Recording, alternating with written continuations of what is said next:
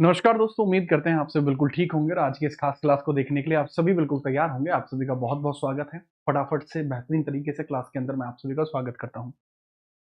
Serious aspirants के लिए ये क्लास है और दिस इज डे नंबर 13 जो आर्ट एंड कल्चर की मैराथन यहाँ पर स्टार्ट हो चुकी है। बहुत ही कमाल की क्लास आज होने वाली है।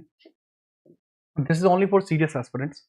अगर कोई ऐसा ही बच्चा है जो यूं ही क्लास में आ गया है कि चलिए राणा साहब की क्लास चल रही है, घूम ही आते हैं, तो बहुत बड़ी गलती कर दी है आज आपने क्लास में आकर, क्योंकि अब आपको इस क्लास की लत लग जाएगी। चलिए स्टार्ट करते हैं इस क्लास को।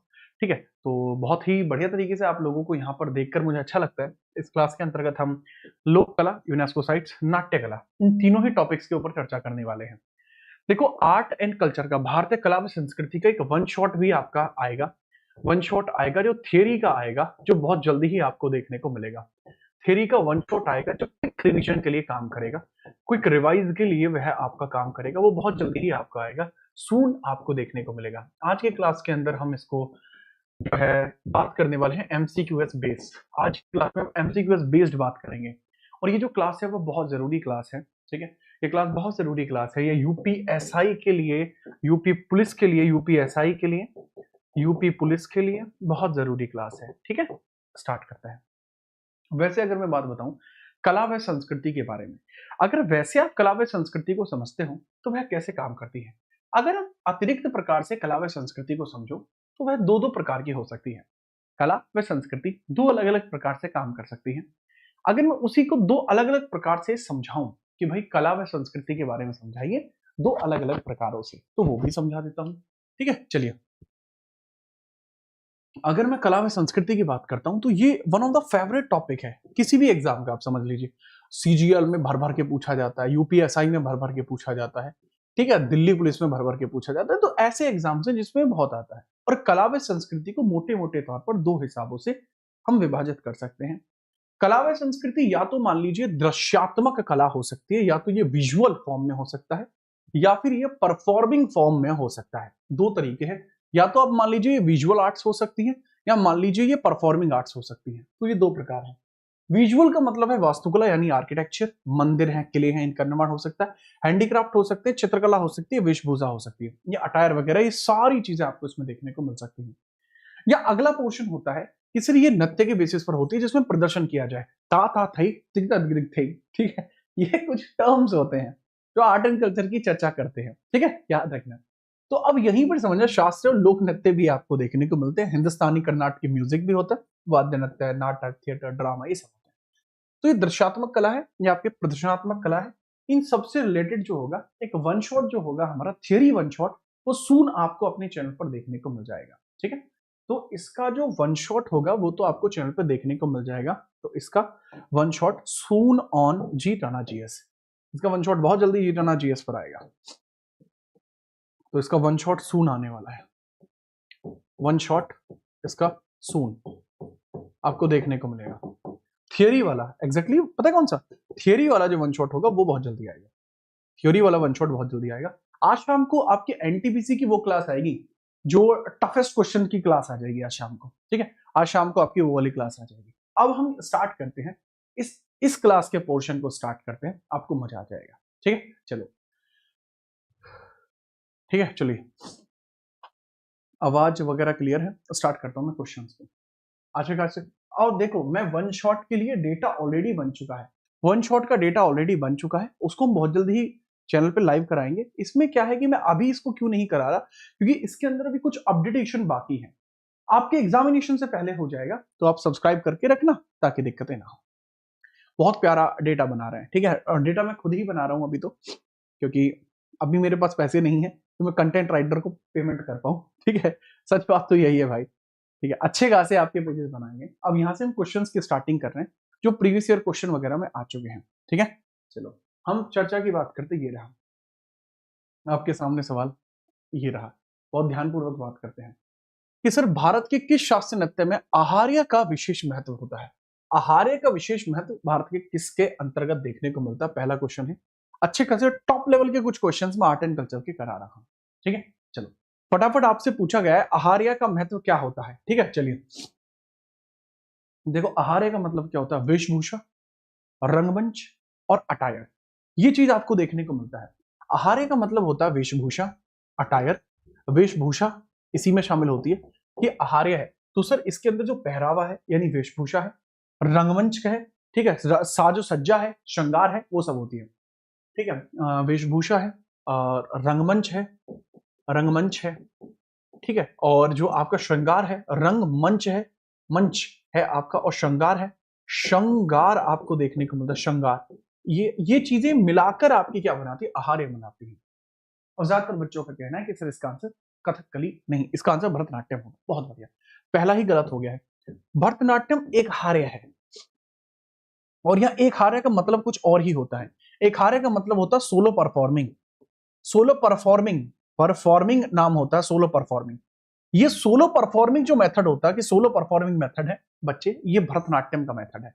वास्तविकता में अगर आप कथकली के साथ जाना चाहेंगे कि सर हम कथकली के साथ जाना चाहते हैं तो बताइए बच्चे, कथकली का जो मतलब होता है वो क्या है। सर कथकली तमिल या केरल में आपको देखने को मिलता है, ये एक प्रकार से आहार्य नृत्य होता है। करेक्ट आंसर इसका कथकली होगा। कथकली आहार्य होता है, आहार्य कथकली होता है, क्योंकि रंगमंच का कॉन्सेप्ट, वेशभूषा रंगमंच का कॉन्सेप्ट कथकली में तो होता है। कथकली आपका केरल में होता है, यह आपका एक नृत्य नाटिका है, ये एक डांस ड्रामा है, एक नृत्य नाटिका है जिसको कहा जाएगा कि this is a dance drama. एक डांस ड्रामा है आपका, क्या है, डांस ड्रामा आपको देखने को मिलता है जिसको नृत्य नाटिका कहा जाता है। इसी के अंदर एक व्यक्ति होता है, इसी के अंतर्गत जो करेक्टर्स होते हैं कि गुंडा भी इसमें है, राजा भी इसमें है, पंडित भी इसमें है, हर कोई इसके अंतर्गत होता है। तो वही आप समझना कि केरल होता है। कथक जो होता है ये उत्तर भारत में होता है, भरतनाट्यम सबसे पुराना है और ये तमिलनाडु में होता है, ओडिशी उड़ीसा में होता है, ठीक है, ओडिशा में ओडिसी नृत्य आपको देखने को मिलता है। आहार्य का पूछा जाए तो कथकली में ही है, ठीक है, आहार्य का पूछा जाए तो कथकली में ही है, और यह आपको केरल में देखने को मिलता है, केरल में आपको देखने को मिलता है, ठीक है, याद रखना। ठीक है, चलिए देखो, एक और चीज पूछ ली जाती है कई बार, क्रिटम के बारे में पूछ लेते हैं, कई बार क्रिटम के बारे में पूछ लेते हैं, क्रिटम क्या होता है, क्रिटम, तो क्रिटम का भी पूछ लेते हैं, क्रिटम क्या है। क्रिटम का मतलब क्या होता है, क्रिटम का मतलब होता है मुकुट, वो मुकुट जो कि केरल कथकली डांस में ऊपर पहना जाता है उसको क्रिटम बोलते हैं। क्या बोलते हैं, क्रिटम उसको बोला जाता है। आगे बढ़िए, क्रिटम बोला जाता है, ठीक है। चलो नेक्स्ट हम आगे बात करते हैं, अगला सवाल, गंधार कला किस काल की कलात्मक शैली का वर्णन करती है। गंधार कला के बारे में बताइए। अब यहाँ आइडोलोग्राफी के बारे में सवाल आता है, ठीक है। नमस्ते भाई, नमस्ते। अब गंधार कला के बारे में पूछा जा रहा है, गंधार कला क्या होता है। सर इसको ग्रीक बुद्धिस्ट कला भी कहते हैं, इसको क्या बोलते हैं, ग्रीक बुद्धिस्ट कला भी इसको बोला जाता है। ग्रीक बुद्धिस्ट कला गंधार को ही बोलते हैं, इसे बोलते हैं ग्रीक बुद्धिस्ट कला, बुद्धिस्ट आर्ट भी इसको बोला जाता है। यानी ग्रीक शैली के अंदर आपकी जो बुद्धिस्ट कला है उसका निर्माण हो, वास्तविकता में कुषाण काल में ही निर्भर करती है। जो कुषाण काल है, कुषाण काल में ही हमें पता लगता है, कुषाण काल के अंतर्गत ही हमें पता लगता है कि इसमें दो प्रकार की शैलियां थी। पहली तो थी गंधार शैली, और दूसरी आपको जो देखने को मिलती है, दूसरी आपको देखने को मिलती है मथुरा शैली। एक गंधार शैली और एक मथुरा शैली जो आपको यहां देखने को मिलती है।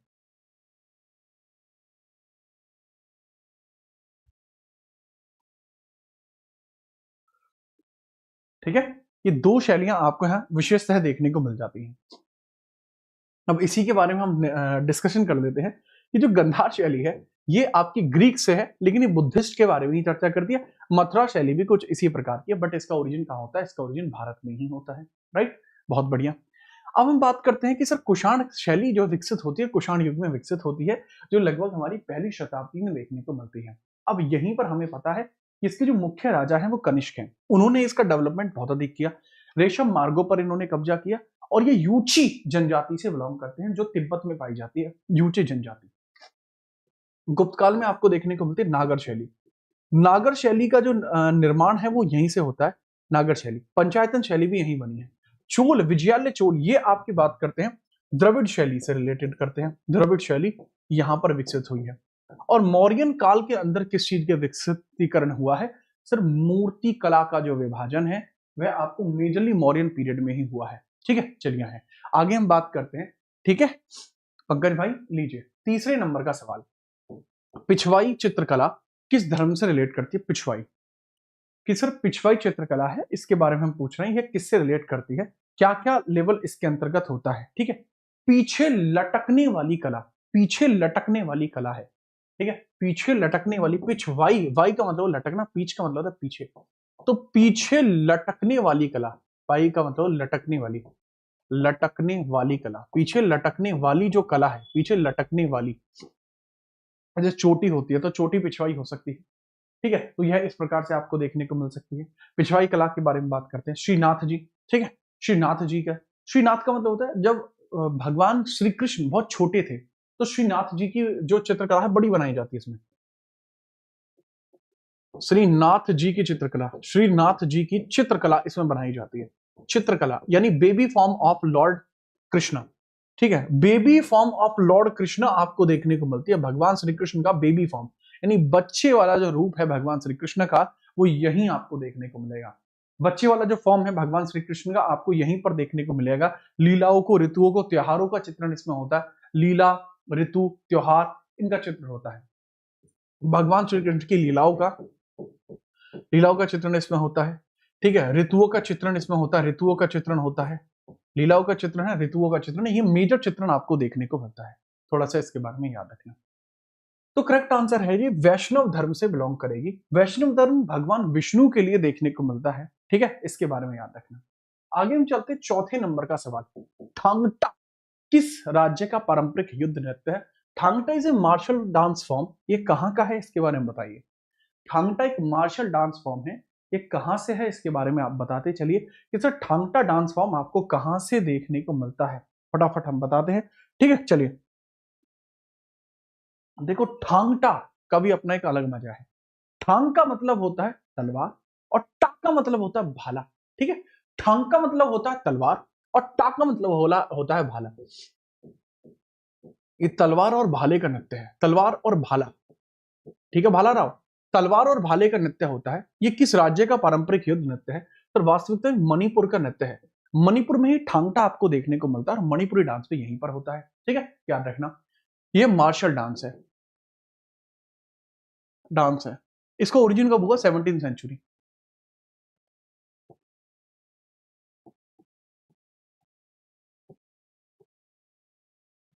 इसका जो ओरिजिन होता है 17वीं शताब्दी में इसका ओरिजिन होता है। ठीक है, चलो आगे हम बात करते हैं। अगला सवाल ये रहा, 5वें नंबर का सवाल। कुडियट्टम किस राज्य की प्राचीन नृत्य परंपरा है? कुडियट्टम कहां की प्राचीन नृत्य कला देखने को मिल जाएगी, बताओ। कुडियट्टम,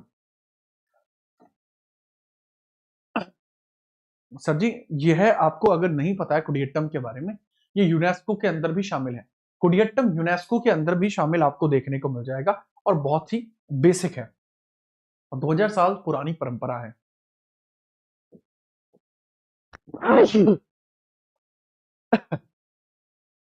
कुडियट्टम के बारे में बात करते हैं। यूनेस्को इंटेंजिबल साइट में शामिल है, यूनेस्को इंटेंजिबल साइट में शामिल है, साइट्स में शामिल है, यूनेस्को इंटेंजिबल साइट्स में शामिल है। ठीक है, याद रखना कहां शामिल है, यूनेस्को की इंटेंजिबल साइट्स में यह शामिल होता देखने को मिल जाएगा। इस राज्य की पारंपरिक नृत्य कला है सर, ये सर केरल की है, इंटेंजिबल साइट में भी शामिल है, 2000 वर्ष पुरानी है, 2000 वर्ष पुरानी है। सर यहाँ एक और कला है, केरल के अंदर ही होती है, कलारी पिट्ठू। कलारी पिट्ठू भी आपको देखने को मिलती है, कलारी पिट्ठू। जो कलारी पिट्ठू है वो यहाँ का मार्शल डांस है, वो यहाँ का मार्शल डांस है जिसको कलारी पिट्ठू कहा जाता है। कलारी पिट्ठू इसको यहाँ पर कहा जाता है। ठीक है, याद रखना बगैर किसी परेशानी के। अब चाक्यार समुदाय एक होता है, चाक्यार समुदाय जिसके द्वारा यह किया जाता है, चाक्यार समुदाय के द्वारा किया जाता है। चाक्यार समुदाय इसको परफॉर्म करता है, चाक्यार समुदाय के द्वारा किया जाता है, चाक्यार समुदाय द्वारा यह परफॉर्म किया जाता है। जो चाक्यार समुदाय है उसके द्वारा इसको परफॉर्म किया जाता है। ठीक है, उसके द्वारा इसको परफॉर्म किया जाता है, थोड़ा सा इसके बारे में भी याद रखना, चाक्यार समुदाय के द्वारा यह परफॉर्म होता है। ठीक है, याद रखो। अगला सवाल ये रहा, 5वें के बाद है 6वें नंबर का सवाल। तबला वाद्य यंत्र का आविष्कार किसने किया है? बहुत बढ़िया। देखो वाद्य यंत्र के प्रकार कितने हैं, ठीक है चलिए बताओ फटाफट से। अगर मैं वाद्य यंत्रों की बात करता हूं, वाद्य यंत्रों के प्रकार कितने होते हैं? सर वाद्य यंत्रों के प्रकार की हम चर्चा कर लेते हैं। वाद्य यंत्रों के प्रकार कितने? वाद्य यंत्रों के प्रकार है आपके, मेजर प्रकार आपको बताता हूं। ताल वाद्य यंत्र है ताल, और दूसरा आपको देखने को मिलेगा शुशीर। शुशीर वाद्य यंत्र है। ताल वाद्य यंत्र है शुशीर, ताल। ताल मतलब परक्यूशन, शुशीर मतलब जो आपके वायु से बजते हैं, ठीक। और एक आपका होता है तंतु। तंतु वाद्य यंत्र आपको होता है तंतु और ठोस। तंतु होते हैं और ठोस वाद्य यंत्र होते हैं। तो चार है मेजर जो कि आपके बताए गए हैं। किसके अंदर बताए गए हैं? सर नाट्यशास्त्र पुस्तक में बताए गए हैं।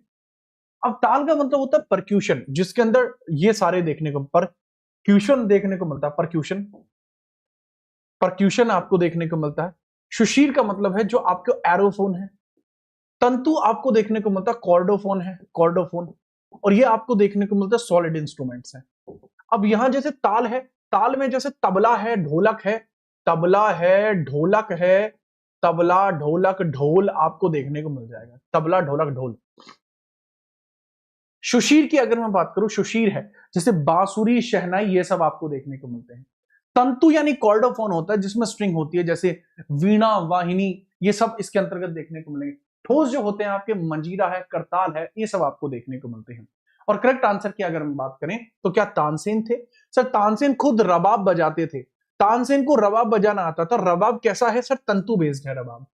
ये साथ में आपके सर रुद्र वीणा भी बजाते थे। इनको रुद्र वीणा भी आता था, रबाब भी आता था। अमीर खुसरो करेक्ट आंसर है। तबला जो है वो अमीर खुसरो की वजह से बहुत ज्यादा फेमस होता है। थोड़ा सा इसके बारे में याद रखना, ठीक है। चलो, बगैर किसी परेशानी के, बगैर किसी परेशानी के आप याद रखेंगे।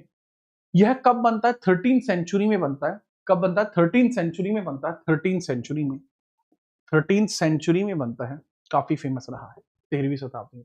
स्वामी हरिदास जो है, हरिदास जो है, यह तानसेन के गुरु हैं। तानसेन के गुरु हैं हरिदास। काफी फेमस बात। 13th सेंचुरी में बना, ये तो मैंने बताया ना आपको। कब बनता है सर? 13वीं शताब्दी में बनता है। आगे बनते हैं 7वें नंबर का सवाल। ये रहा, अब वारली चित्रकला पारंपरिक रूप से किस भारतीय राज्य से रिलेट करेगी? वारली चित्रकला के बारे में बताइए, ठीक है, फटाफट से। त्रिभुज, वर्ग और वृत्त जैसी कलाएं आपको देखने को मिलती हैं। मतलब ये समझिए जैसे इस तरीके से कोई डिजाइन है तो इसके अंदर त्रिभुज, वर्ग, वक्र, ऐसी कलाएं आपको देखने को मिलती है जो वारली चित्रकला है। कॉन्ट्रास्टिक कलर्स इसके अंदर यूज किए जाते हैं। कॉन्ट्रास्टिक कलर इसके अंतर्गत यूज किए जाते हैं। और अगर हम बात करते हैं, यह 2500 साल पुरानी परंपरा है और वारली जनजाति की वजह से फेमस है। कौन सी? ये ट्राइबल है, इसको वारली जनजाति ही बनाती है, वारली ट्राइब के द्वारा बनाई जाती है, इसलिए फेमस है। ये महाराष्ट्र से रिलेट करेगी। और गुजरात में एक चित्रकला चलती है जिसको बोलते हैं पटोला। गुजरात में पटोला चलती है, पटोला। गुजरात में पटोला देखने को मिल जाएगी, पटोला। पटोला, जद तू निकले पटोला बन के मित्रादि जानते बने, तो पटोला आपको यहां देखने को मिल जाएगी।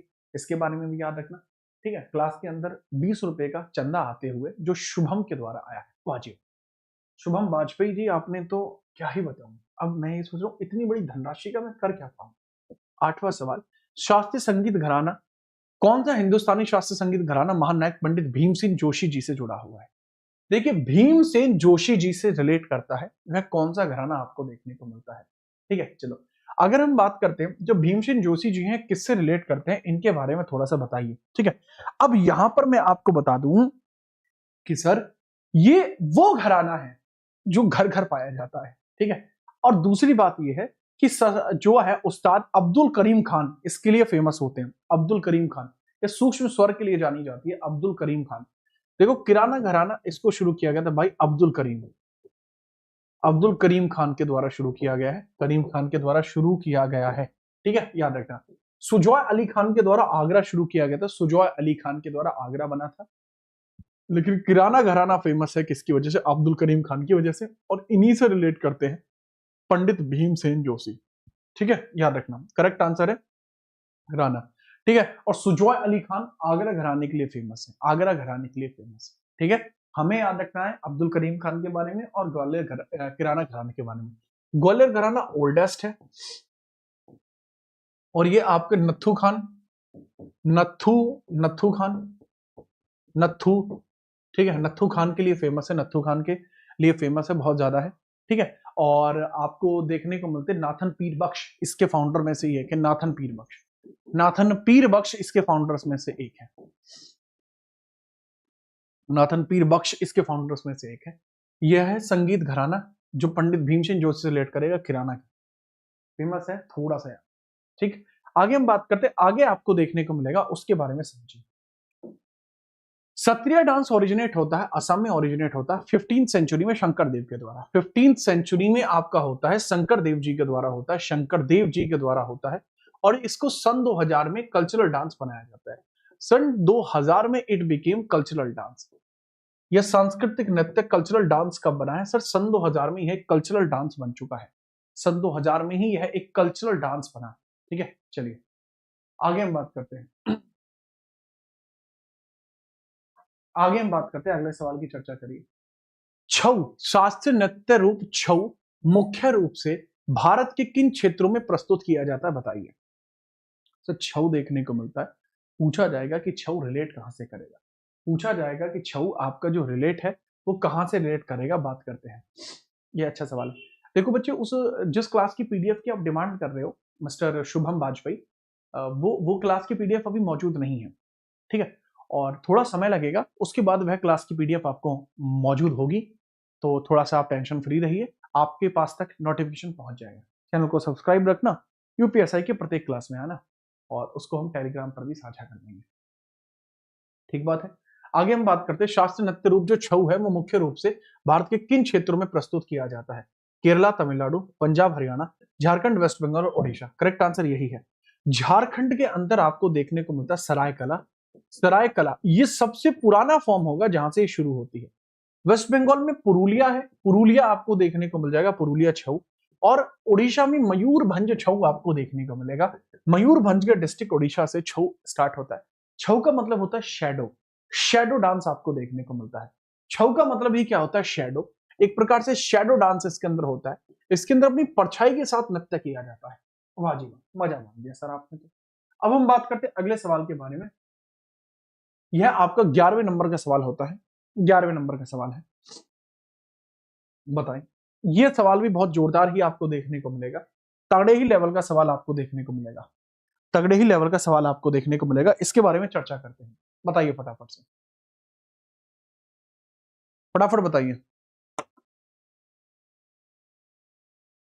ठीक है, अगर मैं बात करूं यहां पर, निम्नलिखित में से कौन सा नृत्य शैली उन महिलाओं का नृत्य है, उन महिलाओं का नृत्य दर्शाती है जिसके जीवन साथी घर से दूर चले जाते हैं? ये बिहार का फेमस डांस है सर जी। कहां का फेमस डांस है? बिहार का फेमस डांस आपको ये देखने को मिलेगा। ठीक है, इसके बारे में बात करते हैं। मटकी होता है एमपी में, अलकाप जो होता है ये होता है वेस्ट बंगाल में, पैका जो होता है उड़ीसा में होता है। बचता क्या है? सब बचता है बिरहा। बिरहा, जीवन में बिरहा आ गई है, ये होता है बिहार में। जाट जाटिन, बखो बखाइन, झिझिया, ठीक है, और फगुआ, ये नृत्य सबके सब बिहार के हैं। जाट जाटिन जो होता है वो एक दूसरे से लड़ाई को दर्शाता है। झिझिया भी इसी प्रकार का एक नृत्य है जो बिहार के अंदर होता है, काफी ज्यादा फेमस आपको देखने को मिलता है। और इसके अलावा पावरिया डांस भी आपको देखने को मिलता है। ठीक है, इसके बारे में भी याद रखना। ठीक है, बगैर परेशानी के चर्चा आपको होनी चाहिए। आगे हम बात करते हैं 12वें नंबर का सवाल, बताएं। 12वें नंबर का सवाल, निम्नलिखित में से कौन सी नृत्य शैली अरुणाचल प्रदेश राज्य से संबंधित है? Which of the following dance style is associated with Arunachal Pradesh? Arunachal Pradesh से आपको कौन सी शैली देखने को मिल जाएगी? ठीक है, चलिए बताइए। अरुणाचल प्रदेश से पावरिया, मैंने अभी बताया ये बिहार से है। धमान जम्मू एंड कश्मीर से है। बुया गरबा यह आपका गुजरात से है। लेकिन अगर मैं बात करता हूं बुया, बुया आपको देखने को मिलता है अरुणाचल प्रदेश से। लॉयल पिकॉक डांस, बुया डांस, ये सब के सब आपके अरुणाचल प्रदेश से रिलेट करें। राइट, अब इसको मैंने बहुत प्यार से आपको समझाया हुआ था, एक निमोनिक ट्रिक मैंने बताई थी कि जब बुआ आएंगी, जब बुआ आएंगी तब जाकर, बुआ के आने के बाद जाकर हम अरुणाचल प्रदेश जाएंगे, बुआ के आने के बाद। तो मैंने ऐसे समझा रखा है, बुआ आएंगी तब अपन अरुणाचल प्रदेश आएंगे, तो ये मैंने समझा है ऐसे। ठीक है, आगे हम बात करते हैं। अगला सवाल ये रहा 13वें नंबर का, बताइए। मिजोरम के पारंपरिक बांस नृत्य को क्या कहा जाता है? What is the traditional bamboo dance of Mizoram called? तो मिजोरम का जो बैम्बू डांस होता है उसको हम किस नाम से जानते हैं?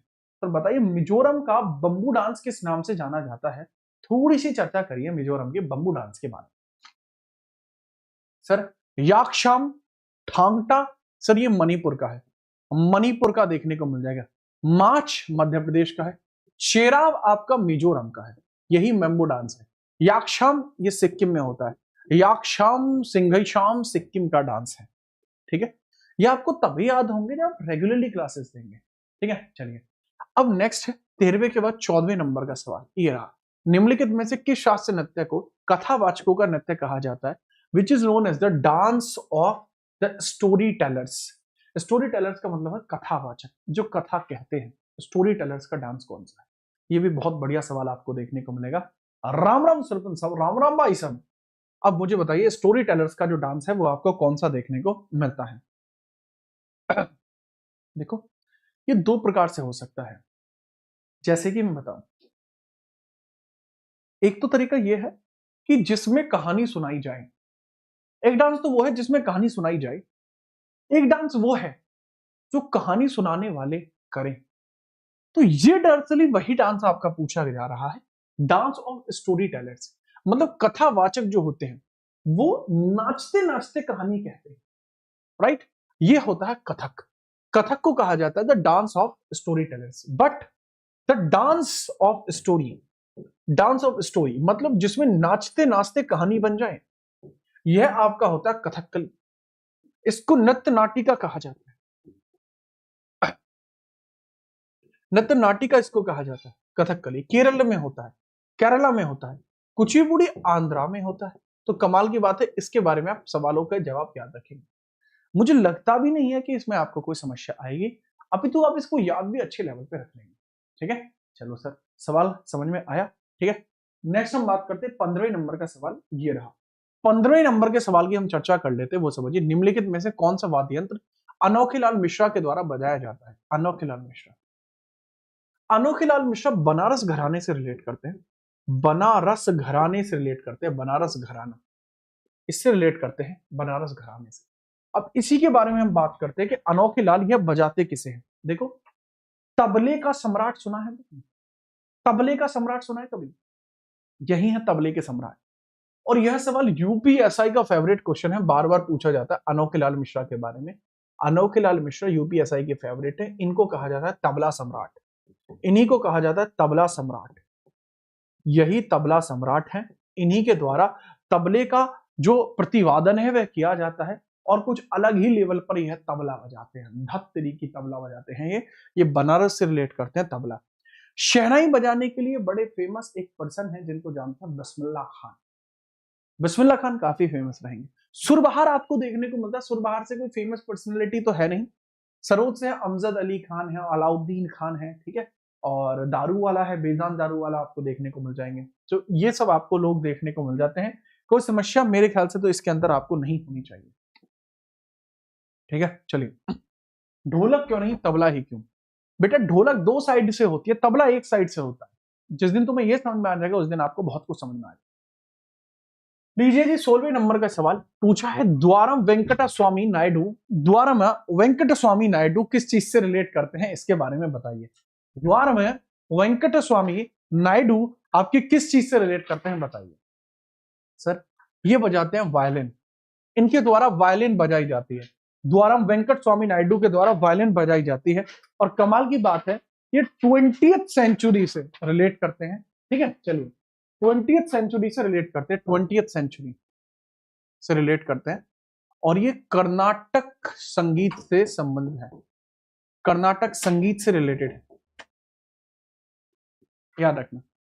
17वां सवाल बताइए, Sharda Sinha honoured with the Padma Vibhushan in 2025 was originally known for singing in which Indian language? ये सवाल तो बहुत ज्यादा इंपॉर्टेंट है, क्योंकि शारदा सिन्हा जी की अभी रिसेंटली ऑब्यूटरी हुई, यानी उनके रिसेंटली आपको देखा कि उनकी मृत्यु हो गई है। तो उन्हीं से संबंधित पूछा जा रहा है, जिन्हें 2025 में पद्म विभूषण से सम्मानित किया गया है। मूल रूप से किन भाषाओं में गायन के लिए जानी जाती हैं? मूल रूप से किन भाषाओं में गायन के लिए जानी जाती हैं?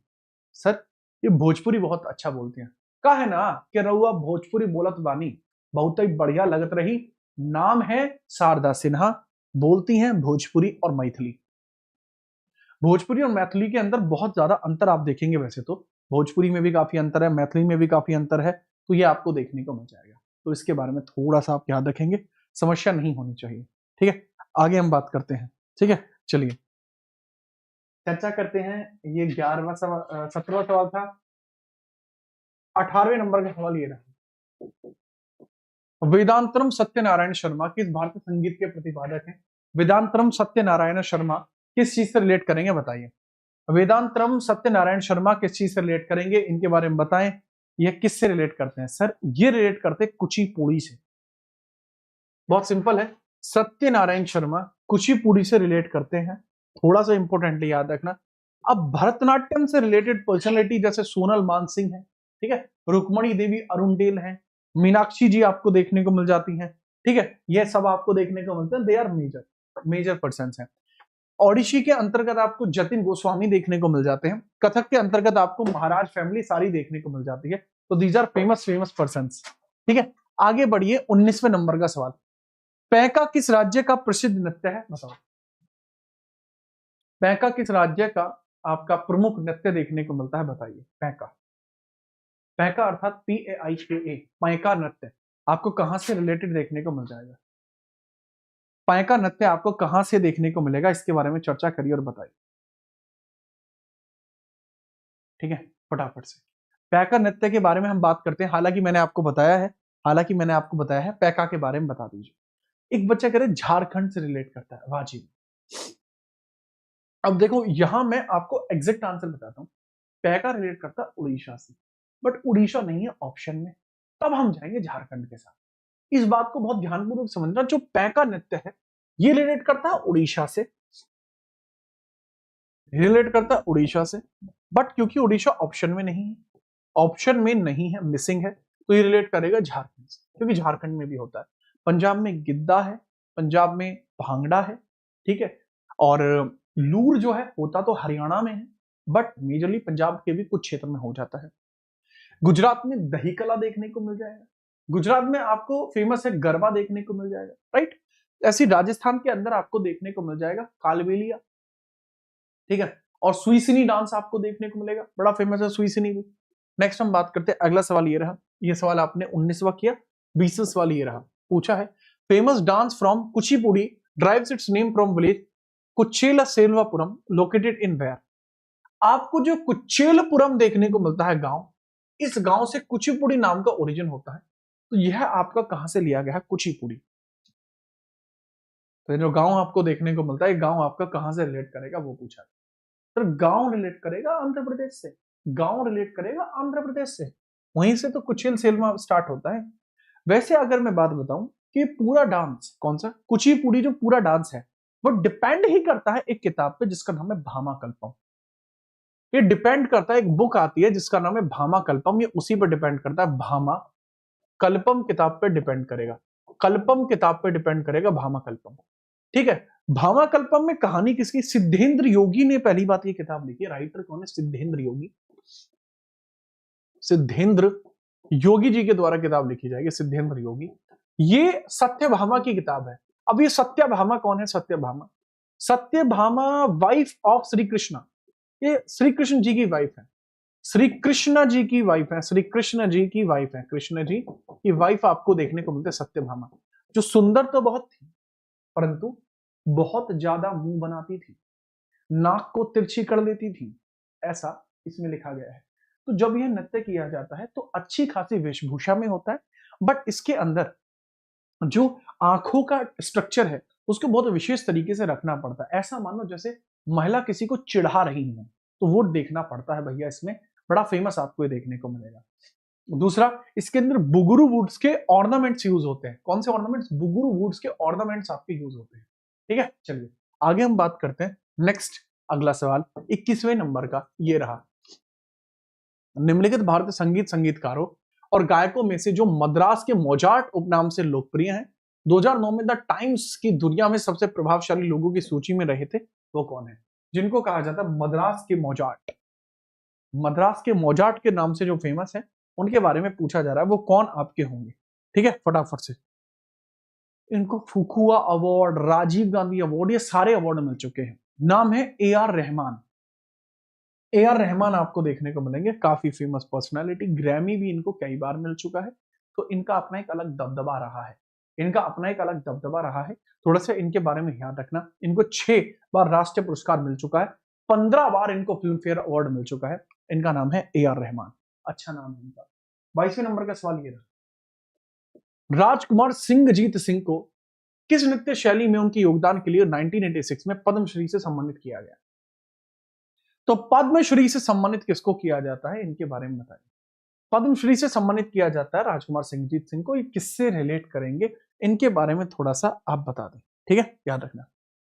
इनको टैगोर अवार्ड मिला है रिसेंट 2014 में, टैगोर अवार्ड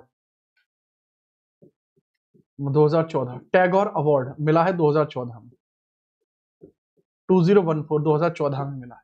करेक्ट आंसर है कि सर किससे रिलेट करते हैं, मणिपुरी से रिलेट करते हैं, राजकुमार सिंहजीत सिंह मणिपुरी से रिलेट करते हैं, ठीक है। चलिए आगे हम बात करते हैं रजत कुमार, 23वें नंबर के सवाल का जवाब दीजिए मुझे।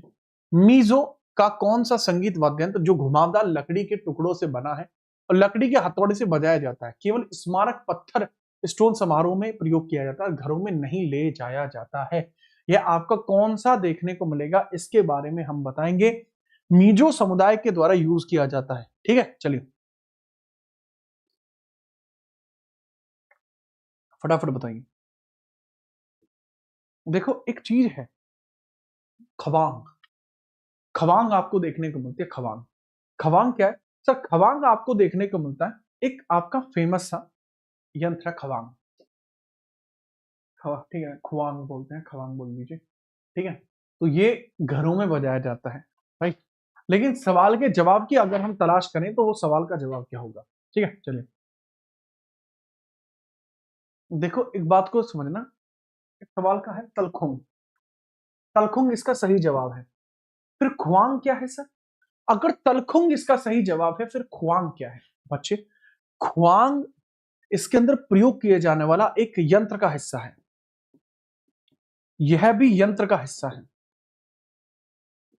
यह भी क्या यंत्र का हिस्सा है,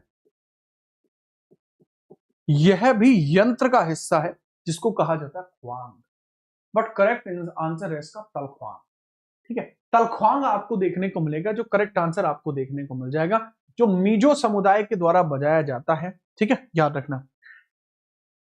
दिक्कत यह है बच्चे, अगर ये केवल यहीं तक होता, टुकड़ों से बना लकड़ी से बजाया जाता है, तो बात खत्म हो जाती, फिर ख्वांग हो जाता, बट स्मारक मेमोरियल स्टोन समारोह में बसता है और घरों में नहीं ले जाया जा सकता, तो वो तलख्वांग है, ठीक है, याद रखना। खुआंग को घरों में ले जाया जा सकता है, बस थोड़ा सा डिफरेंस ये है बच्चे, खुआंग घर जा सकता है पर तलख्वांग नहीं जा सकता, दोनों सेम बसते हैं। 24वां बताइए, 24वां, कौन सा घराना सीधे ध्रुपद परंपरा से प्रभावित था, ये सवाल आता है। आपको 10 प्रकार के मेजर, आपको 10 प्रकार के मेजर ट्रेडिशंस देखने को मिल जाते हैं, जैसे टप्पा, रस सागर, ख्याल, ध्रुपद, ये सब आपको देखने को मिलता है। अब जो ध्रुपद से रिलेट करता है उसके बारे में आप बताएंगे, ठीक है। चलिए,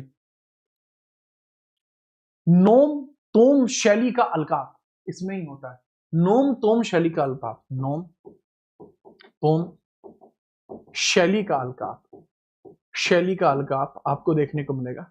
ये नोम तोम शैली का अलकाप क्या होता है, प्लस ये जो होता है ध्रुपद जो होता है, इसके अंदर आपके तीखे स्वर बोले जाते हैं, तीखे स्वर इसमें बोले जाते हैं, और जो स्वर की स्टार्टिंग की जाती है, जो अलकाप लगाया जाता है, स्टार्टिंग होती है तेरा होने लगा हूं, ये वाला। तो अब इसमें मैंने ये पहली बात, ये ध्रुपद नहीं, मैंने ख्याल गायकी को गाया है, मैंने बगैर मुंह को हैं करे मैंने गा दिया, ठीक है, मैंने बगैर मुंह को हैं करे मैंने गा दिया। तो बहुत सिंपल सी बात है, ध्रुपद की अगर मैं चर्चा करूं तो इसमें तीखे स्वर का यूज होता है, मतलब पूरा गला फाड़ के इसको गाया जाता है। तो करेक्ट आंसर है आगरा घराना, इसके अंदर जो स्वर हैं वो तीखे स्वर बोले जाते हैं, तो करेक्ट आंसर आपको यही देखने को मिलेगा। That would be which dance, that would be known as Agra घराना।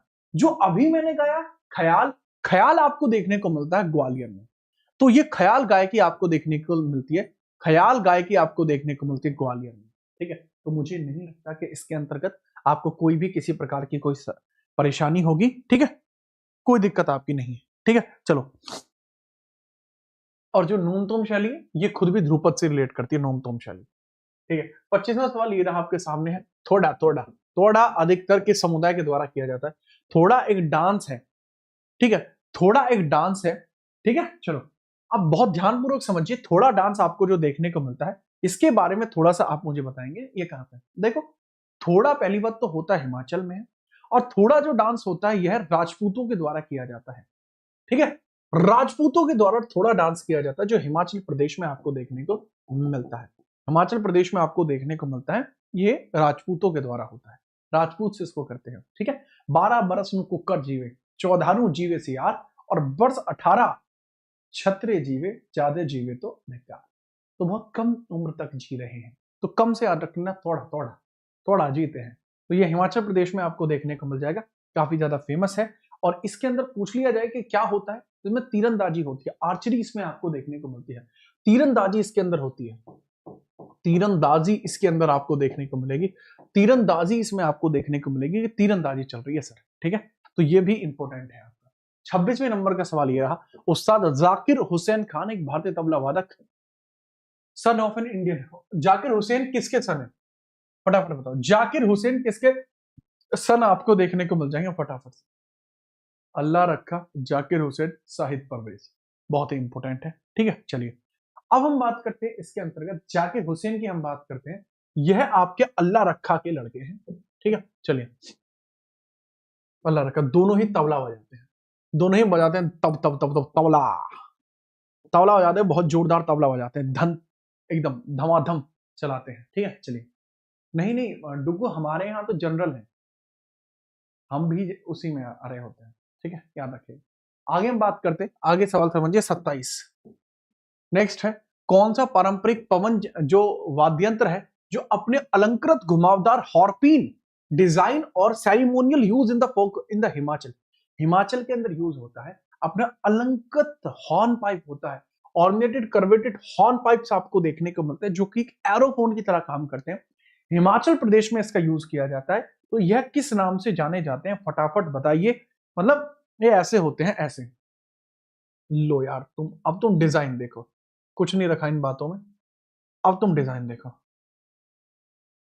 यहां से पै पै पै पै इसमें बजाते हैं, पै पै पै पै पै ऐसे बजाते हैं, कहां पे, हिमाचल में है, इसको नरसिंगा कहा जाता है, ठीक है। चलिए तो करेक्ट आंसर है, इसको नरसिंगा कहा जाता है, नरसिंगा इसको कहा जाता है, जो हिमाचल का एक फॉर्म है, हिमाचल का एक फॉर्म आपको देखने को मिलेगा, नरसिंगा इसको बोलते हैं। और ये कैसा है, ये भी एक एरोफोन है, एरोफोन का मतलब क्या हुआ भाई साहब, यह भी एक सुशीर वाद्य यंत्र आपको देखने को मिलेगा, सुशीर वाद्य यंत्र आपको यह देखने को मिलेगा। लगता नहीं कि इसमें आपको कोई समस्या होगी, गूंजने वाली आवाज, गहरी आवाज आपको देखने को मिलती है, ये शादी में आता है, वो बैंड होता है, ठीक है, याद रखना, ये पै पै पै पै पै ऐसे ऐसे बजा जा रहा होता है, ठीक है, बहुत बढ़िया। 28वां सवाल ये रहा, जो विलासनी नाट्यम है जो कभी मंदिरों और दरबारों में प्रस्तुत किया जाता था, किस भारतीय राज्य में पुनर्जीवित शास्त्रीय नृत्य हो चुका है। विलासनी नाट्यम आपको देखने को मिलता है, विलासनी नाट्यम ये आपका क्या था और ये क्या बन गया, इसके बारे में थोड़ा बताना। ये देवदासी परंपरा को दर्शाता है,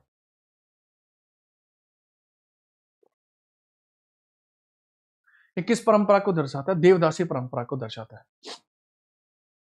बताऊं अभी, अरे देवदासी परंपरा को दर्शाता है, देवदासी परंपरा को दर्शाता है, परंपरा, परंपरा, परंपरा को दर्शाता है, देवदासी परंपरा को दर्शाता है, देवदासी परंपरा को यहां दर्शाया जाएगा, तो इसके बारे में बता दीजिए, देवदासी परंपरा को दर्शाया जाएगा, किस तरीके से दर्शाया जाएगा वो बताओ,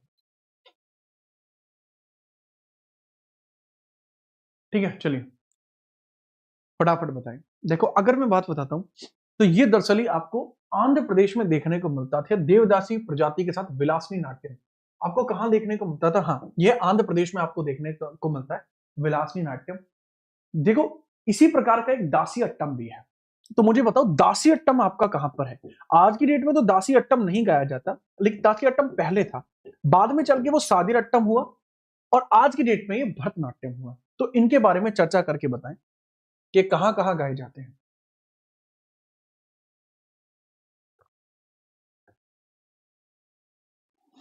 बताइए। परंपरा को सी वाजी वाह। अगर हम यहीं पर चर्चा करते हैं तो आंध्र प्रदेश के अंदर तो ये हो गया, लेकिन दासियट्टम और सादियट्टम भरतनाट्यम का ही एक रूप है। ये भरतनाट्यम का ही एक रूप है आपका, भरतनाट्यम का ही एक रूप है। 29वां सवाल ये रहा, बताइए हिंदुस्तानी शास्त्रीय नृत्य की 3 ताल में खाली मात्रा पर चिन्हित किया जाता है। कितनी मात्राएं आपको देखने को मिलती है? 3 ताल हिंदुस्तानी म्यूजिक में देखने को मिलती हैं, उसमें मात्राएं कितनी देखने को मिलती है 3 ताल में? बताओ सर। 3 ताल के अंदर जो मात्राएं देखने को मिलती है वो मात्राएं हैं 9। हर एक में 3 मात्राएं, 3 3 3 9, 3 ताल 9 मात्रा, 3 ताल 9 मात्रा आपको देखने को मिलेंगी। 3 तालों के अंदर आपको मात्रा देखने को मिल जाती है 9। ठीक है, चलो याद रखना, बगैर किसी परेशानी के आपको देखने को मिल जाएगा। ठीक है, और याद रखना 16 ताल के साथ भी ये क्रिएट होता है, 16 ताल के साथ भी ये क्रिएट होता है, 16 ताल के साथ भी ये क्रिएट हो जाता है। ये भी इसमें कॉन्सेप्ट है कि सर 16 मात्रा का एक ताल होता है, 3 ताल में एक 16 मात्रा का ताल भी होता है, 16 मात्रा का ताल होता है, 16 मात्रा का ताल होता है, टोटल 16 मात्रा की ताल होती है। ताल 3 ताल कितने होते हैं? 16 की, लेकिन उसमें जो खाली मात्रा होता है तो खाली 9 पर मात्रा पर चिन्हित किया जाता है। खाली स्थान 9वां जो स्थान है वो खाली रहता है। कहने की बात यह है बेटा, थोड़ा सब ध्यान से समझना, 3 ताल के अंदर टोटल मात्रा होती है 16, लेकिन जो खाली मात्रा होती है वो 9वें नंबर की होती है, टोटल होती है इसमें 16। ठीक है, चलो सारे गामा पर स्वर है, सारे गामा पा धा नी, ये आपके स्वर है। आगे हम बात करते हैं, अगला सवाल ये रहा आपका 30वें नंबर का सवाल, हमें बताइए कश्मीर के दुम्हल नृत्य की अनूठी विशेषता क्या है? इसे दुम्हल डांस है, बड़े ही विशेष डांस आपको देखने को मिलता है। तो दुहम डांस के बारे में बताइए कि विशेष आपको क्या देखने को मिलता है, इसके बारे में बताइए। ठीक है, फटाफट से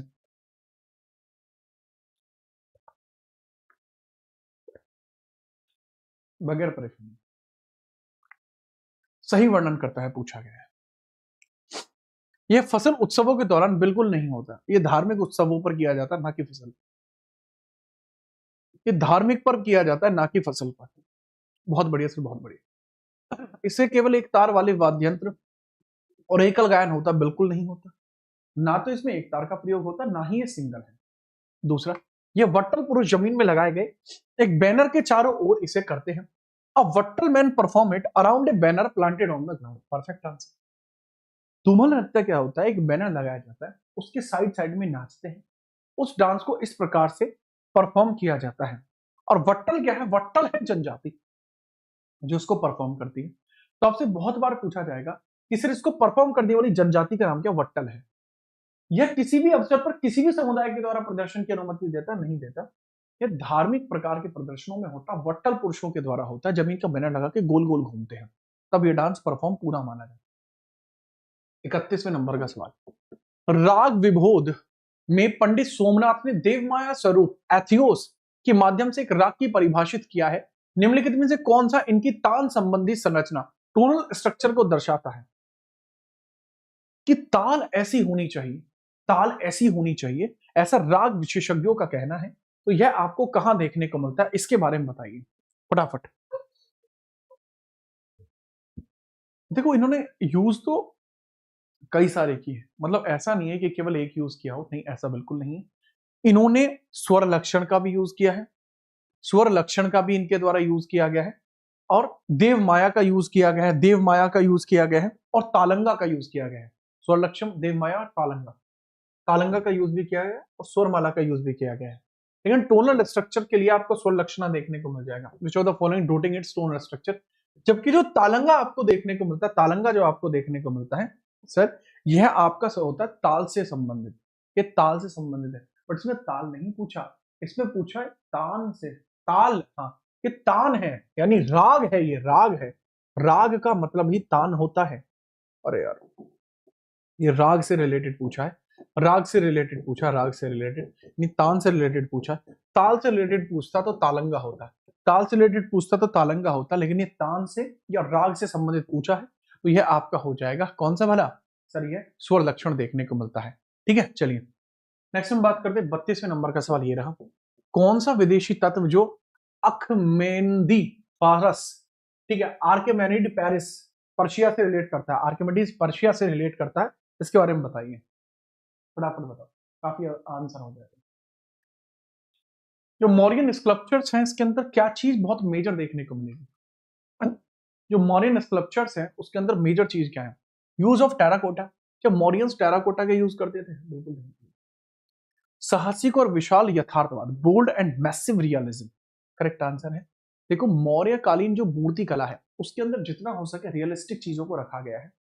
मौर्य काल के अंदर जितने भी पुतले मिलते हैं वो मनुष्य की ऊंचाई के बराबर ही मिलते हैं, तो ये बोल्ड और मैसिव रियलिज्म पे चर्चा करते हैं, वही आपको देखने को मिलते हैं। जटिल तरंग जो आपकी तारकाशी आपको देखने को मिलती है वो देखने को मिलते हैं मुगल्स। जटिल कॉम्प्लेक्स स्ट्रक्चर है। बताइए 33वें नंबर का सवाल, कालबेलिया के बारे में बताइए, 33वें नंबर के सवाल के बारे में चर्चा करिए फटाफट।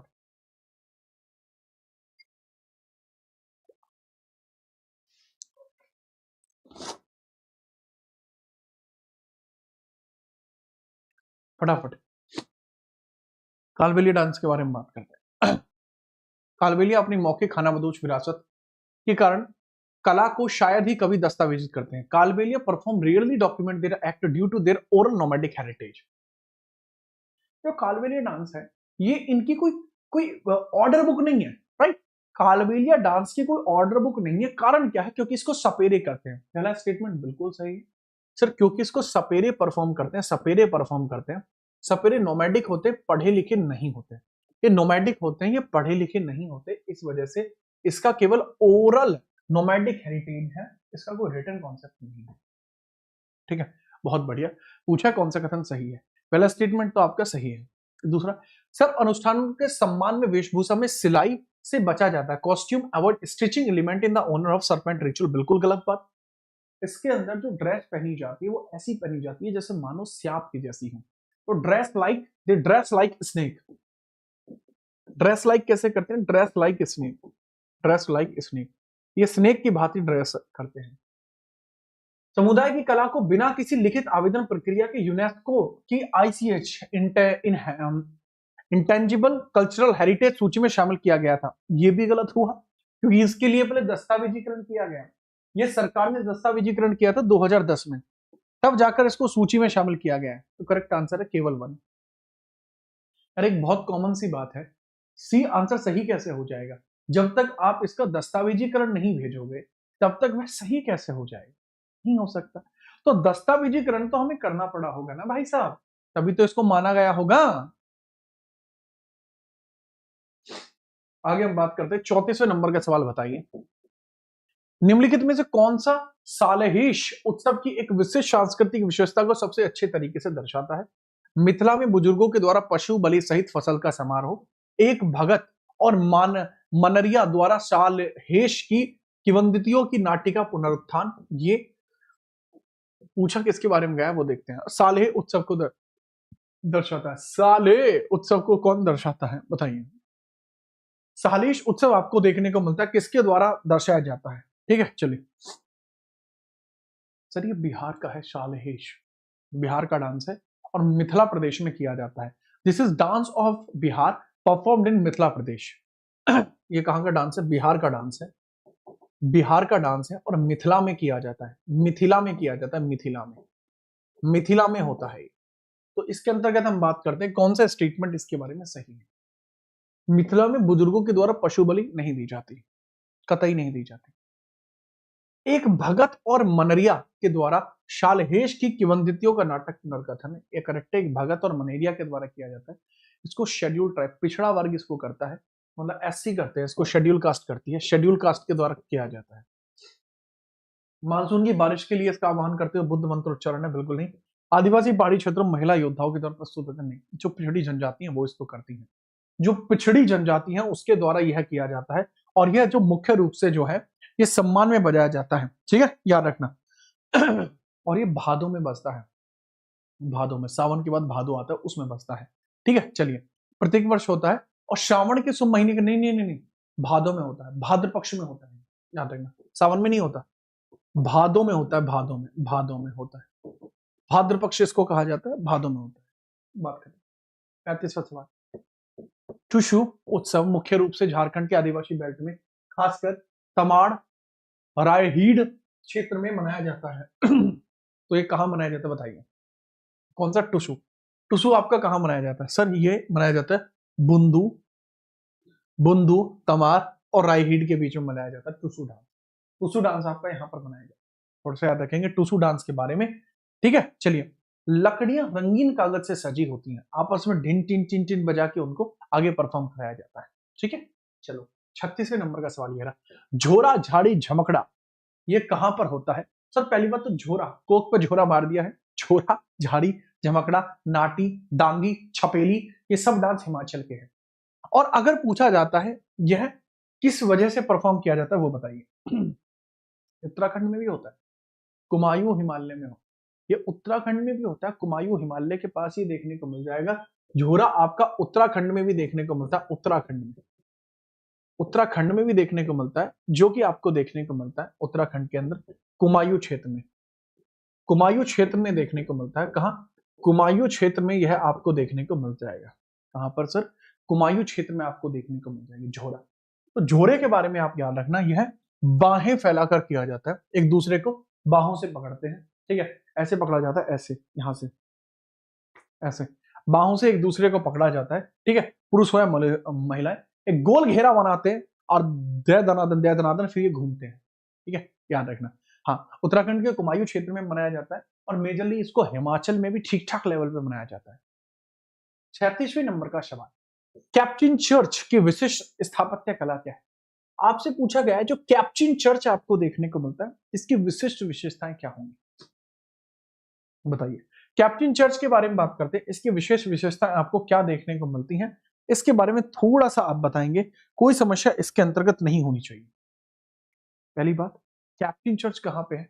पुदुचेरी में कैप्चिन चर्च आपको देखने को मिलेगा। कैपुचिन चर्च कहां है? पुदुचेरी में है, पुदुचेरी में देखने को मिलता है। ये पुदुचेरी किसने बनाई है? सर जहां तक मुझे याद जाता है 1774 में पुदुचेरी को फ्रांसीसियों ने बनाया था। 1774 में पुदुचेरी को कैप्चिन चर्च, मतलब पुदुचेरी को बसाया था फ्रांसीसियों ने। अब इसके बारे में बात करते हैं, ये धनुष्टंकार प्रवेश द्वार में बनाया जाता है, पेंडिमेंट के साथ एक सपाट धनुष्टंकार प्रवेश द्वार इसमें होता है, इसमें बनाया जाता है। दिक्कत ये होता है कि जटिल ट्रेजरी वाली गुलाब खिड़कियां भी आपको इसके अंतर्गत देखने को मिलती है। ठीक है, चलिए। नहीं नहीं, सादगी रहती है इसमें, तो सादगी रहती है, ये नहीं रहती, ये नहीं रहती, सादगी से वो रहता है। गुलाब गुलाब नहीं बनाते ये लोग। इसके अंदर आपको धनुष्टंकार प्रवेश द्वार बनाया जाता है, फ्लैट आर्क एंट्रेंस पेडिमेंट के साथ आपका प्रवेश द्वार बनाया जाता है, ये पुदुचेरी में बनता है।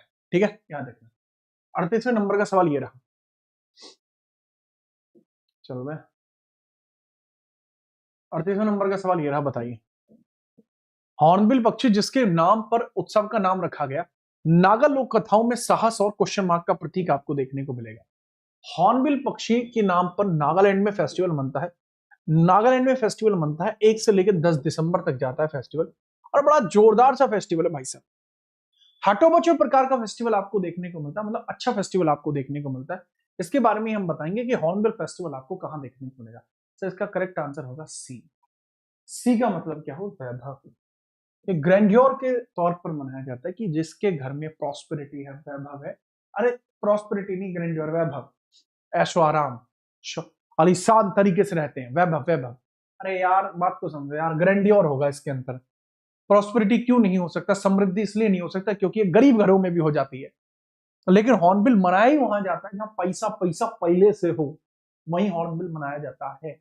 जिसके पास पहले से समृद्धि हो उसी के पास वैभव होता है, ग्रैंडियोर होता है ये। ठीक है, तो थोड़ा सा इसमें आप समझिएगा कि हिसाब किताब थोड़ा मजबूत थोड़ा सा रहता है। ठीक है, और नागाओं के द्वारा पहना जाता है। इसके अंदर सर पे एक सांप जैसा वो भी पहनते हैं, इसमें एक हेड गियर भी पहनाया जाता है। ठीक है, साहस के लिए, ज्ञान के लिए नहीं बनता है, बिल्कुल भी नहीं, ये आपका बनता है वैभव के लिए। 39वें नंबर का सवाल बताइए। हिंदुस्तानी संगीत में, शास्त्रीय संगीत में एक जटिल संगीत संरचना के लिए क्या शब्द है? What is the term of the structured musical composition in Hindustan classical music? Hindustan के क्लासिकल म्यूजिक के बारे में बताइए, फटाफट बताओ। हिंदुस्तानी क्लासिकल म्यूजिक के अंदर क्या देखने को मिलता है?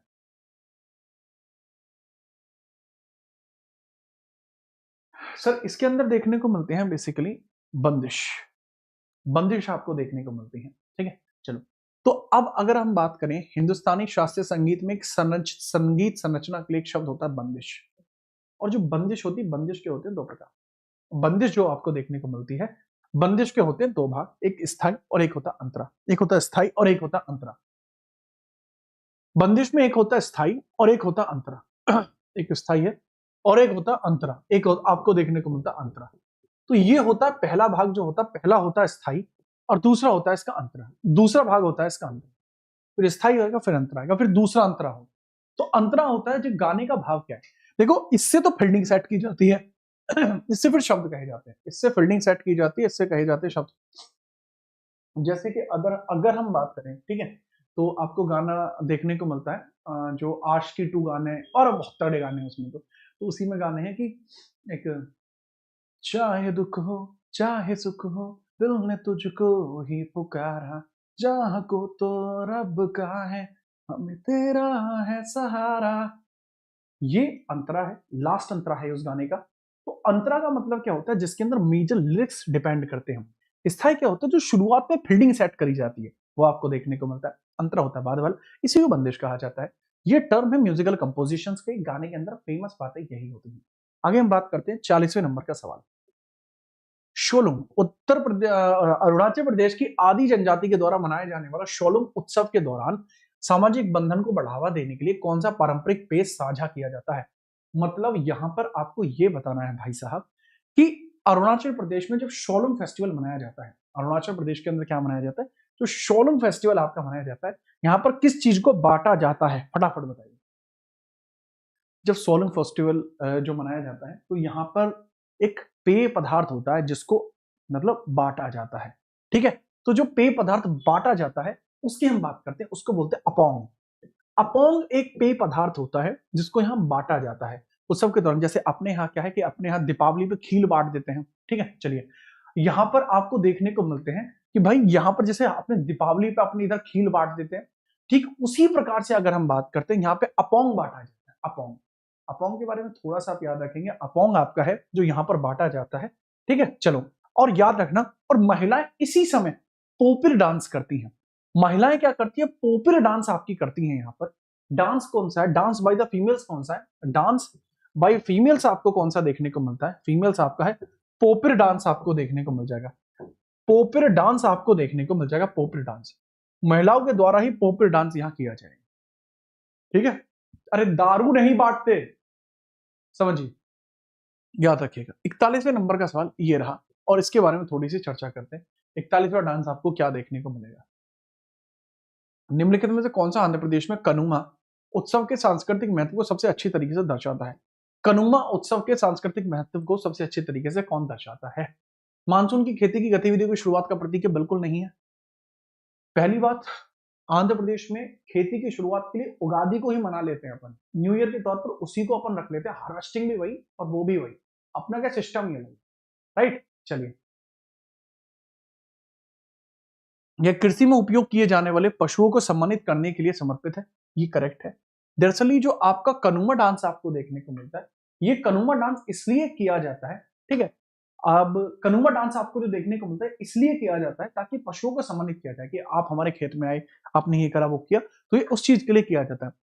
पॉइंट है, अपोंग क्या होता है, अपोंग के बारे में बताता हूँ। खीर को हम बोलते हैं सौराष्ट्र, तो गुजरात का जो सौराष्ट्र क्षेत्र है, अच्छा क्लास ही रुक गई थी।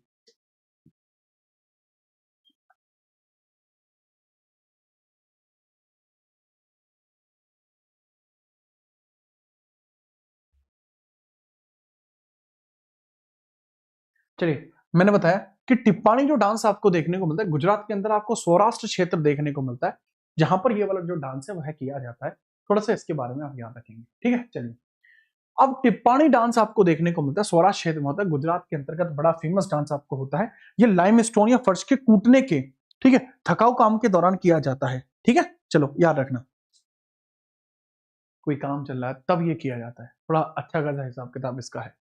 42वां सवाल है। 43वें सवाल की बात करते हैं। मध्य प्रदेश के बालाघाट जिले में मनाया जाने वाला पोला फेस्टिवल, यह आपकी किसको समर्पित है। सर पोला फेस्टिवल आपका छत्तीसगढ़ में भी बनता है, ये महाराष्ट्र में बनता है, छत्तीसगढ़ में भी यह बनता है, छत्तीसगढ़ में भी पोला फेस्टिवल मनता है, इसके बारे में भी याद रखेंगे। छत्तीसगढ़ के अंतर्गत भी यह मनाया जाता है। करेक्ट आंसर क्या होगा? बैल की पूजा होती है पोला फेस्टिवल। पोला फेस्टिवल में बैल की पूजा होती है। Correct answer would be C, बैल की पूजा होती है, बैल की पूजा। करेक्ट आंसर मैंने बताया सी इसके अंदर सही जवाब होगा, बैल की पूजा इसके अंतर्गत की जाती है। करेक्ट आंसर यही होगा। इसके बाद हम बात करते हैं 44वें नंबर का सवाल। बताइए जरा, भरतनाट्यम के संदर्भ में अलारिपू शब्द का क्या अर्थ है? अलारिपू का मतलब होता है कली का खिलना, ठीक है, इसमें तो है ही नहीं। अलारिपू शब्द का मतलब होता है कली का खिलना, बट इसमें नहीं है। तो कली के खिलने के जो बहुत नियर बाई आपको जो देखने को मिलेगा, उसको हम किस तरीके से मान लेंगे सर? फूलों से सजाना। वैसे तो इसका मतलब सच मतलब तो होता है कली का खिलना, बट है नहीं इसमें। तो बड जो होती है, बड राइज जो आपको देखने को मिलता है, बड राइज मान लीजिए खिलना, ठीक है। बड राइज आपको जो होता है, बड राइज कली का खिलना, इसके अंदर होता है टू अडॉर्न विद फ्लावर, फूलों से सजाना भी आप मान लीजिए कली का खिलना, बट इसका सही जवाब है, मान के चलिए कली का खिलना आपका इसका सही जवाब आपको देखने को मिल जाएगा। नृत्य का एक टुकड़ा देखने को मिलता है। अलारिपू शब्दम वर्णम, अलारिपू शब्दम वर्णम पदम, ठीक है, और आपका तिल्लाना आपके फॉर्म देखने को मिलते हैं। अलारिपू जातीश्वरम शब्दम वर्णम पदम तिल्लाना। हाँ, अलारिपू जातीश्वरम शब्दम वर्णम वर्णम शब्दम वर्णम पदम और तिल्लाना। बहुत बढ़िया जी, बहुत बढ़िया। अगला है 45वां। मोढेरा के सूर्य मंदिर की प्रमुख जो शिल्प कला है वो कैसी है? जो मोढेरा आपको देखने को मिलता है, सन टेम्पल है गुजरात के अंदर, सूरज जी का मंदिर है, सूर्य देव का मंदिर आपको देखने को मिलता है। और अगर मैं इसी की बात करता हूँ, मोढेरा सन टेम्पल की बात करता हूँ, तो इसको सोलंकी डायनेस्टी के द्वारा 1026-27 के आसपास बनवाया गया था, और उसमें सीढ़ीदार टैंक आपको देखने को मिलता है। सोलंकी डायनेस्टी ने इसको बनवाया था। किसने बनवाया था सर? सोलंकी डायनेस्टी के द्वारा इसको बनवाया गया है। और इसके अंदर 108 छोटे छोटे मंदिर हैं, जिसके अंदर स्टेप्ड टैंक भी है, राइट। हाँ, गुजरात के ज्यादातर मंदिरों में यह है, जो जो सोलंकियों ने बनवाए हैं उन सब में है। इसको सोलंकी डायनेस्टी ने बनवाया था, डायनेस्टी ने बनवाया था 11वीं सेंचुरी में। 11वीं सेंचुरी में सोलंकी डायनेस्टी ने बनवाया है। मैंने सोलंकी डायनेस्टी को एंशिएंट इंडिया में पढ़ा रखा है, अगर आपको पढ़ना है आप पढ़ लेना, ठीक है। चलिए 46 बार समझिए। दुम्हाल नृत्य प्रदर्शन के दौरान क्या पहनते हैं? दुम्हल डांसर जो होते हैं वो क्या पहनते हैं जब वो उन्हें परफॉर्म करना होता है? दुम्हल जम्मू कश्मीर में है मेजरली, दुम्हल जो है वो जम्मू कश्मीर में आपको देखने को मिलता है। ये क्या पहनते हैं इसके बारे में बताइए सर। ये पहनते हैं लबादे, रंगीन लबादे पहनते हैं, रॉब्स पहनते हैं, क्योंकि जम्मू कश्मीर में होता है तो वो पहनते हैं। वो जो है सुपरमैन पहनता है ना, वो रॉब सुपरमैन पहनता है, नीचे उसका लटक रहा होता है हिसाब किताब पूरा एकदम पूरा, तो वही यहाँ पर पहना जाता है, ठीक है। चलिए नेक्स्ट हम बात करेंगे, 47वां सवाल है, त्रिपुरा की खार्ची पूजा कितने देवताओं की पूजा की जाती है? सर त्रिपुरा में खर्ची पूजा की जाती है, 14 देवताओं की पूजा की जाती है। डायरेक्टली याद रखना, कोई ट्रिक नहीं है। खार्ची पूजा में 14 देवताओं की पूजा की जाती है। इसको कहा जाए चतुर्दशा फेस्टिवल के तौर पर भी जाना जाता है, चतुर्दशा फेस्टिवल। बताइए इसके अंतर्गत आपका 47वां सवाल था। 48वें सवाल के बारे में मुझे बताएंगे, कौन सा मुगल मकबरा विशिष्ट चौकोर हस्तविशिष्ट 8 भाग के लेआउट का चित्रण विचलित होता है? हस्तविशिष्ट आपका जो चित्रण है वह आपका कौन से जगह पर आपको देखने को मिलेगा? ठीक है, इसको 8 स्वर्ग लेटआउट से बनाया गया है, जिसको जाटों ने तोड़ दिया था। इसी को जाटों के द्वारा तोड़ा गया है, ठीक है। संगमरमर और लाल पत्थर से बना है, ज्योमेट्रिक स्ट्रक्चर है, संगमरमर से बना, लाल पत्थर से बना है, ठीक है। चलिए, और करेक्ट आंसर है इसका अकबर की टॉम्ब, जो है ना, जिसको जाटों ने तोड़ दिया था, दैट वाज अकबर टॉम्ब। 1679 में जाटों ने तोड़ा था, बाद में चलकर इसको रिनोवेट किसने कराया? कर्जन ने इसको रिनोवेट कराया है। तो अकबर वाला जो है वो हस्त विशिष्ट 8 भाग लेआउट से विकसित है। 4 भाग लेआउट से विकसित कौन से? हुमायूं टॉम्ब है वो, ठीक है, वो हुमायूं टॉम्ब देखने को मिल जाएगी, ठीक है, याद रखना। एक बच्चा कह रहा है क्या ये पीवाईक्यू है? सिर्फ पीवाईक्यू नहीं है, इसमें मिक्स क्वेश्चन है, हमारे द्वारा भी डेवलप्ड काफी सारे क्वेश्चन है, जैसे यही है। 49वां सवाल मुझे बताइए, घूमर के बारे में कथनों पर विचार करिए। घूमर, इसकी शुरुआती कला भील महिलाओं की थी, राजपूतों ने बाद में इसको अपनाया है। इसकी जो शुरुआत है वो शुरुआत में भीलों ने करी है, बाद में राजपूतों ने इसको अपनाया। करेक्ट। घूमर का 2015 घूमर यूनेस्को में नहीं है, केवल पहला से। राजस्थान का एक डांस है कालबेलिया जो यूनेस्को में, बाकी कोई यूनेस्को में नहीं। यह आपका सवाल क्लियर होता है 49वें नंबर का। 50वें नंबर का ये रहा, मध्य प्रदेश में अविवाहित लड़कियां गणगौर के दौरान नामक एक सजी हुई मिट्टी के बर्तन में दीपक रखती हैं। माँ गौरा यानी भगवान शिव जी की पत्नी माँ गौरा के लिए एक फेस्टिवल मनाया जाता है जिसको बोला जाता है गणगौर फेस्टिवल। तो पूछा जा रहा है गणगौर फेस्टिवल के बारे में आपसे पूछा जा रहा है कि यहाँ पर जो ये दिया जलाती हैं ये घुड़लिया इसको कहा जाता है, इसको घुड़लिया कहा जाता है, पॉट को बोलते हैं घुड़लिया। ठीक है, और ये रहा आपका घर से सवाल है, इसके बारे में जरूर बताना। हिंदुस्तानी शास्त्रीय संगीत के लिए आधुनिक संकेत प्रणाली मॉडर्न नोएशन सिस्टम विकसित करने और क्रमिक मलिका पुस्तक में रचनाओं को दस्तावेजीकरण करने का श्रेय किसको जाता है? आप नहीं बता पाएंगे, आप इस सवाल को भी नहीं बता पाएंगे और मुझे ही बताना पड़ेगा। सर बॉम्बे के प्रसिद्ध पंडित विष्णु नारायण भातखंडे के द्वारा यह काम किया गया है। इन्होंने क्रमिक पुस्तक मालिका लिखी है, मुझे इसी वजह से याद है। तो 52वें सवाल के बारे में बताना, चित्तौड़गढ़ किले में मूल रूप से लगभग कितने जल निकाय मौजूद थे? हाँ ये जरूर बता देना। चित्तौड़गढ़ दुर्ग दुर्गों का राजा, अंबर सी ऊंचाई, पैदल घूमे तो उम्र बीत जाए इतनी लंबाई, लंबाई से कहीं अधिक थी रावल की प्रभुताई, लेकिन रावल की प्रभुताई से कहीं अधिक थी पद्मनी की ठकुराई। पद्मनी की ठकुराई के आगे खिलजी विवश दिखाई पड़ता, रोज नित्य कला भेदने की नीतियों का प्रयास करता और उस किले की दृढ़ता का वाह वाह क्या कहना। 8 माह तक खाक शांति रही खिलजिया सेना। तो उसी चित्तौड़गढ़ किले के बारे में पूछा जा रहा है कि इसके अंदर आपको कितने हिस्से देखने को मिलते हैं, कितने जल निकाय आपको मौजूद देखने को मिलते हैं, जरूर बताना। आज के लिए इतना ही। राजस्थान की शान में एक कमेंट जरूर, और दूसरा शाम को जरूर आना है आपको। शाम के आपके 2 मॉक लगे हुए हैं, शाम के आपके 2 मॉक लगे हुए हैं। एक मॉक आपका यूपीएसआई के लिए लगा हुआ है, यूपीएसआई का मॉक 9 बजे है, 10:30 बजे आपका एनटीपीसी का मॉक है। दूसरी बात, आज शाम को 7 बजे देखने को मिलेगी आपके कंप्लीटली टफेस्ट क्वेश्चन की सीरीज एनटीपीसी की रिकॉर्डेड। जय हिंद, वंदे मातरम।